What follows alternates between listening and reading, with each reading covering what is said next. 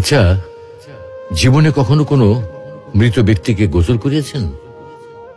যদি কখনো সুযোগ হয় তাহলে সেই মৃত ব্যক্তিকে গোসল করাবেন।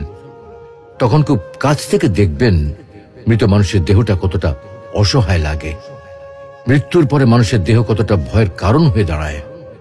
সুযোগ পেলে রাতে লাশটা পাহারা দেবেন, তখন বুঝতে পারবেন প্রিয় মানুষটার লাশ রাতের বেলায় আপনার কাছে কতটা অদ্ভুত লাগে, কতটা ভয়ের কারণ হয়ে ওঠে, কতটা আতঙ্কের কারণ হয়ে যায়।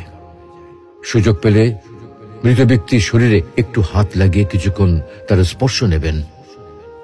আপনি তখন উপলব্ধির সুযোগ পাবেন এই পৃথিবীতে বিশাল প্রভা প্রতিপত্তি মৃত্যুর পরে কতটা নির্যাতনের রূপ নেয়।